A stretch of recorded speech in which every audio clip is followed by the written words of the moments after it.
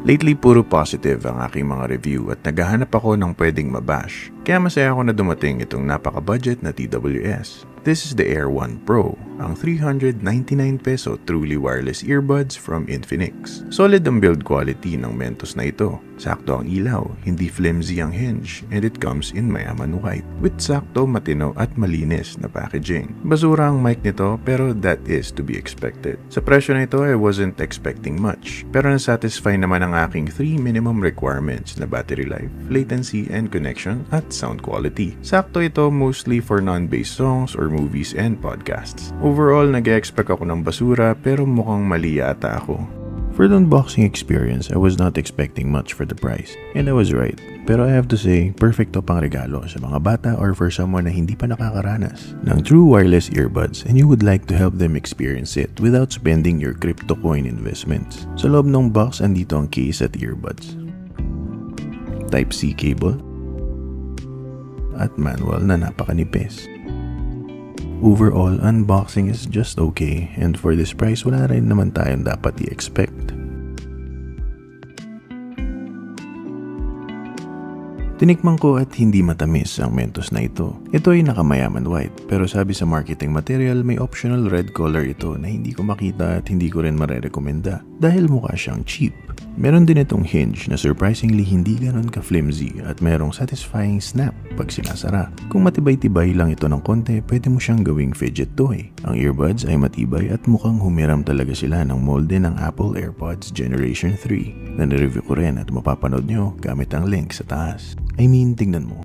Kung makikita mo yan at hindi mo nakita yung Mentos na lalagyan or wala kang masyadong alam sa AirPods, I'm sure mapagkakamalan mong mayaman ang tropa mo. Overall, build quality is good for the price. Hindi siya mukhang 399 pesos na earbuds. Para siyang 899. For me, kung papalitin lang sana nila yung green na linya, baka tumaas yung value nito sa mga bandang 999. Basura.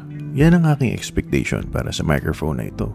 Kasi syempre 399 lang ang earbuds na ito at sure akong titipirin nila ito somewhere. Kahit sila, hindi sila confident sa microphone performance dahil sa box pag nakita mo ang mic icon, ang nakasulat ay call for assistant. Making me think na enough lang ang mic quality nito sa usual na Hey Google at Hey Siri actions. Pero sabi ko nga, sino nga ba ako para magsabi kung ano ang okay sa hindi? Pakinggan nyo ang aming mic test at kayo na ang umusga. This is a microphone test, the Infinix Air Pro 1. Para ako nasa loob ng aquarium, pero I assure you na hindi ko rin alam kung nakikinig yung sinasabi ko. Meron akong added noise na nagpapili ngayon. Kaya ako sa tahimik na kwarto. I'm sure hindi ako maririnig ng ayos. Hindi ako sumisigaw, hindi rin ako bumubulong.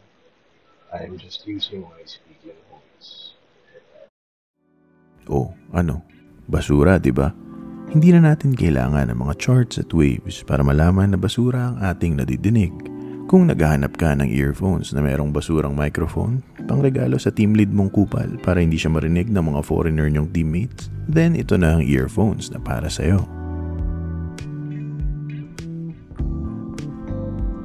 Nung una ko tong nakuha, sakto ang aking prediction na basura ang sound quality.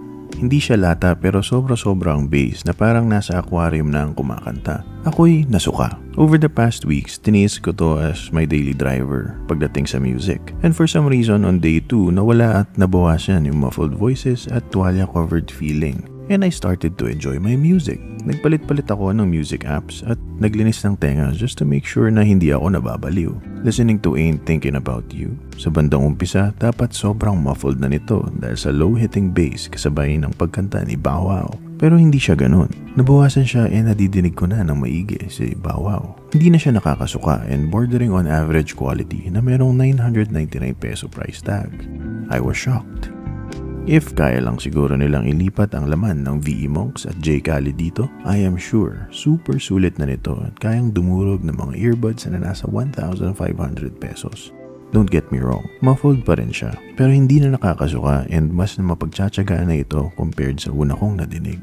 Kung dati, nasa loob ng bibig ni Post Malone ang tuwalya, ngayon, nakapatong na lang ito sa lips niya. it is very usable in my opinion. Ginamit ko rin ito to watch the latest Last of Us season and nag-enjoy naman ako. Walang marimar effects sa labi ni Ellie and Joel. Dama ko ang kaba moments dahil sa bass nito. Though muffled ang treble or speaking voices, hindi naman ito sobrang sagwa na ikinasira ng aking experience. For me, it is still manageable at kayang-kaya pang pagtiisan. Overall, malakas ang bass at konti na lang ang pagka-muffled nito after ko siya i-break in. In my opinion, the sound quality is much better on movies. The dialogue is clear enough at nasa harap. Sa dahil earbud style siya, malaki ang soundstage. Kung mahilig ka sa bass at mahilig mag-marathon ng movies at series, din ito na ang earphones na para sa'yo. Nabasa ko sa Lazada feedback na pangit daw ang connection strength nito, kaya ako inaalarma. Para sa mga matagal nang nanonood sa akin, alam nyo naman na para sa akin pagdating sa mga earphones, mapamahal man or mura, ay meron akong tatlong non-negotiable features at ito ang battery life, sound quality, at latency and connection strength.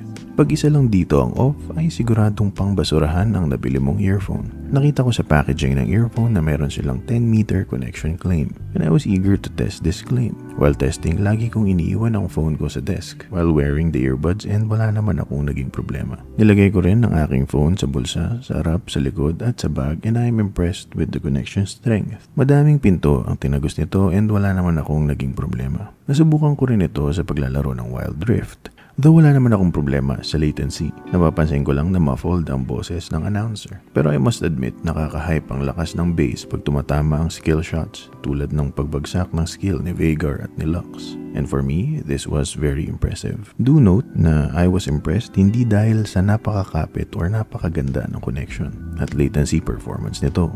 Na-impress ako dahil I was expecting the earbuds to fail in this category. But it proved me wrong. The connection performance is serviceable and is good enough to recommend.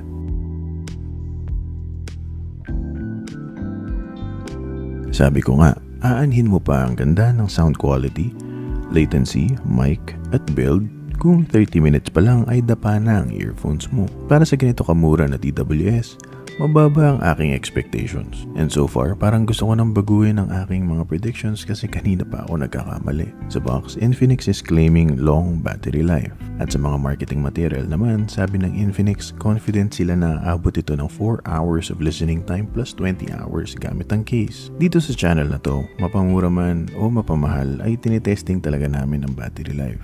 At talagang nag-volunteer akong i-review ito dahil mababa ang expectations ko for this. And pakiramdam ko ay di naman tatagal ito ng 2 hours. First of all, I usually test at 50% volume. However, napansin ko na malakas ang volume ng mga earbuds na ito and hindi na kaya ng lolo ears ko ang lakas ng volume. Kaya ginamit ko ito at 40% volume or 7 clicks from 0. Nagsimula kami ng 2:14 PM with 100% battery life at 50% volume on an iPad. After 2 hours, I was ready to stop with the test and nag-expect ako na paubos na ito. Pero nagulat ako na at 4:44 PM, meron pa siyang 60% battery. Napaisip ako at kinabahan dahil mukhang magtatagal pa ako sa aking testing.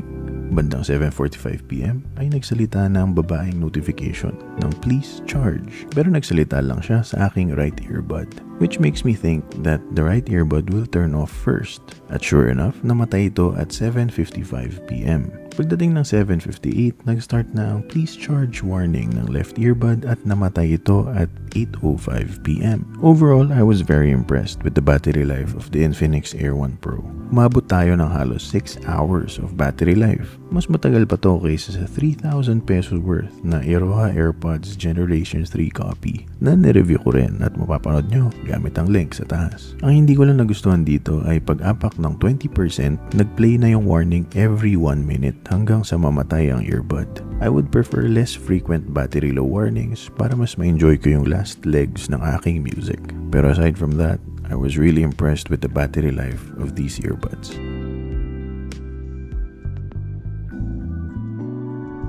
In conclusion, walking into this review, I was very happy kasi sa wakas meron na akong i-review na pangit. At hindi na ako magmumukhang biased na reviewer na lahat na lang ay nakakagulat or hot seller or ang classic na magbabago ang buhay mo pag napanood mo ito. Halata naman na I was not expecting much and I have to say na I was wrong. For 399 pesos, you get amazing 6 hours of playtime, stable connection and latency, plus serviceable sound quality and solid build quality. And for me, this is a must buy. Syempre, basura ang mic, pero I'm happy na hindi nila ito tinipid where it matters. For me, this is an easy recommendation. Hindi lang pang regalo sa mga bata, sa mga first-time TWS users, pang exchange gift, or pang bigay sa mga teammates mong pinaplastic mo lang sa office. Okay rin itong pang divisoria, pang commute, or as backup buds na nakatira lang sa loob ng iyong bag just in case nakalimutan mo ang iyong main earbuds. Overall, kung gusto mong ma-hold up for 399 pesos, then ito na ang earphones na para sa'yo.